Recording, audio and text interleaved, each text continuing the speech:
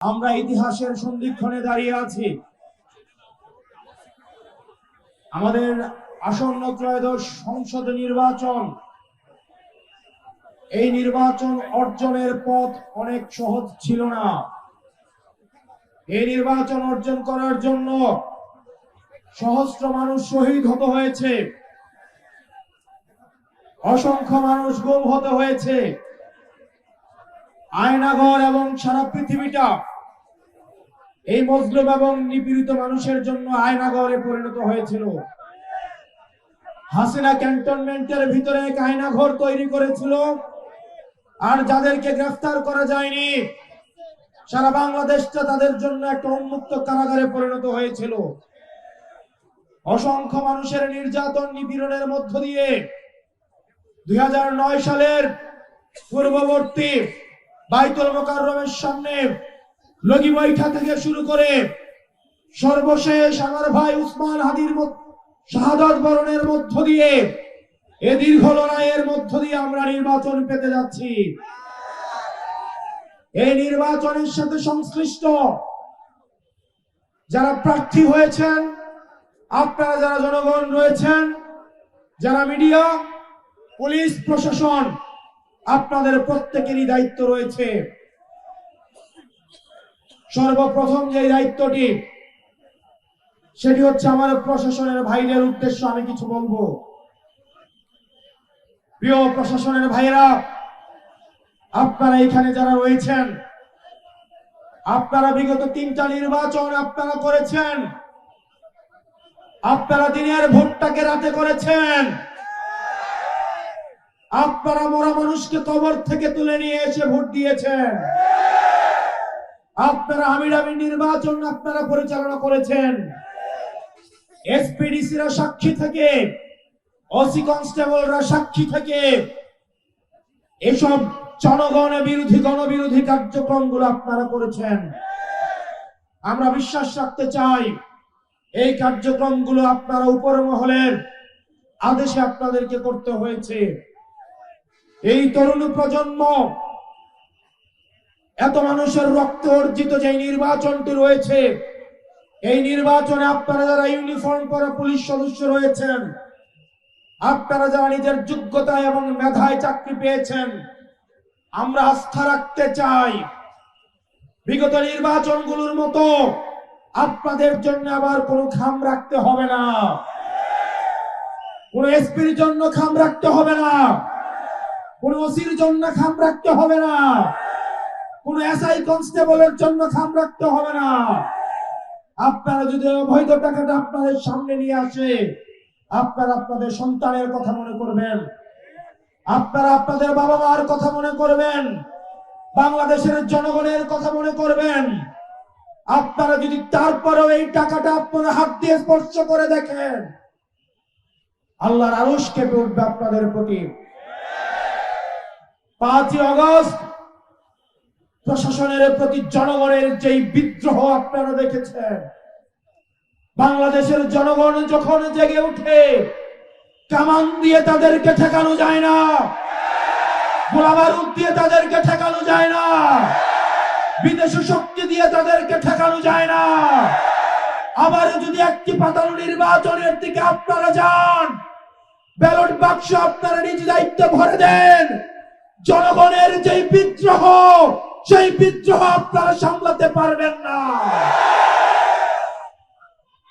প্রিয় প্রশাসনের ভাইয়েরা, আপনাদেরকে অনুরোধ করব, আপনারা আমাদের ভাই। এই সরকার গঠন করেছি, আমরা যখন মন্দির মসজিদ গুলাকে পাহারা দিয়েছি, অমুসলিম ভাইদের পাশে দাঁড়িয়ে আমরা তাদেরকে পাহারা দিয়েছি, তাদের নিরাপত্তা নিশ্চিত করেছি। ঠিক সেই সময়টিতে একটি দল টেলিভিশন গুলাকে দখল করেছে, সরকারি প্রতিষ্ঠানগুলোকে দখল করেছে, তারা আজকে মিডিয়াগুলোকে দখল করেছে, মিডিয়া মাফিয়াগিরি শুরু করেছে। মনে রাখতে হবে, জুলাইয়ে কয়েকটা মিডিয়া ছাড়া কেউ জনতার কথা বলে নাই। মিডিয়াকে জনতা দৌড়ের উপরে রেখেছে। জনগণ যখন জাগে, কোন মিডিয়ার প্রয়োজন হয় না, জনগণ প্রত্যেকেই মিডিয়া হয়ে উঠে। প্রিয় মিডিয়ার ভাইয়েরা, আর কত আপনারা গোলামি করবেন? সাংবাদিকদেরকে বলছি না, সাংবাদিকরা নিরুপায়। মিডিয়া মালিক যারা আছেন আপনাদেরকে বলছি, আপনারা খবরের মাঝে যখন একটা নির্দিষ্ট দলের প্রচারণা করেন তখন আপনাদের এই মিডিয়ার কোনো সত্তা থাকে না, একটা দালাল এবং গোলামিতে সেটি পরিণত হয়। মিডিয়াকে বলবো, আপনারা বস্তুনিষ্ঠ সংবাদ পালন করুন, সংবাদ প্রচার করুন। বিএনপির মিডিয়া হওয়া লাগবে না, জামাতের মিডিয়া হওয়া লাগবে না, এনসিপির মিডিয়া হওয়া লাগবে না।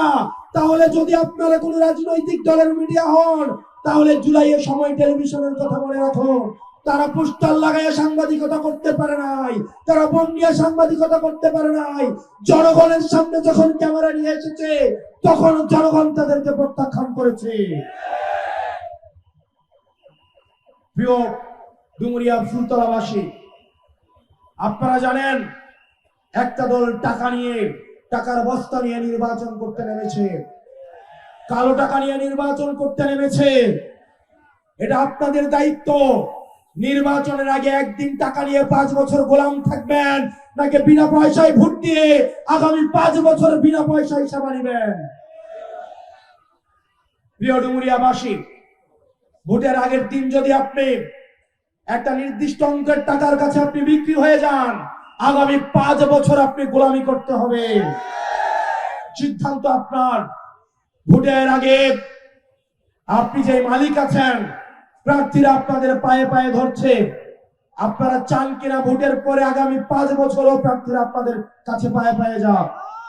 যদি আগে ভোটের আগের দিন নিজেকে বিক্রি করে দেন তাহলে আপনার আর মালিক থাকার সুযোগ নাই, আগামী 5 বছর আপনাকে গোলামি করতে হবে। প্রিয় জনগণ, ভোট হচ্ছে পবিত্র আমানত। এই ভোটাধিকার, এই ভোটের অধিকার অর্জনের জন্য আমাদের সাব্বিরকে শহীদ হতে হয়েছে, ইয়ামিনকে শহীদ হতে হয়েছে, ইয়াকুবকে শহীদ হয়েছে, শত সহস্র সন্তানকে শহীদ হতে হয়েছে। তাদের রক্তের কসম, আপনারা আবার টাকার বিনিময়ে ভোট দিয়েন না, আল্লাহর আরশ কেঁপে উঠবে। এই ভোট হচ্ছে পরিবর্তনের ভোট। এই ভোটের মধ্য দিয়ে আমরা স্বৈরতন্ত্র ব্যবস্থার পরিবর্তন করতে পারবো। আপনারা জানেন একটা পক্ষ গোপনে উপেনে জানিয়েছে হ্যাঁ ভোটের পক্ষে, কিন্তু তারা গোপনে নায়ের পক্ষে প্রচার চালিয়ে যাচ্ছে। তাদের এই মুনাফিকি ইতিহাসে লেখা হয়ে থাকবে। তাদের আচার আচরণে মনে হচ্ছে তারা স্বৈরতন্ত্র টিকিয়ে রাখতে চাচ্ছে শুধুমাত্র হাসিনা ছাড়া। তাদের কাছে স্বৈরতান্ত্রিক ব্যবস্থার বিচার ব্যবস্থা ভালো, স্বৈরতান্ত্রিক ব্যবস্থার মিডিয়া ভালো, স্বৈরতান্ত্রিক ব্যবস্থার ব্যবসাপাতি ভালো, স্বৈরতান্ত্রিক ব্যবস্থার এক্সিকিউটিভ ভালো, স্বৈরতান্ত্রিক ব্যবস্থার পুলিশ ভালো, কেবলমাত্র হাসিনাই ভালো ছিল না। আমরা হাসিনার যেমন পরিবর্তন চেয়েছি, একই সাথে হাসিনার ব্যবস্থারও পরিবর্তন চেয়েছি। এই হাসিনা ব্যবস্থার যদি পরিবর্তন পেতে চান তাহলে আপনার অবস্থান অবশ্যই গণভোটে হের পক্ষে থাকতে হবে।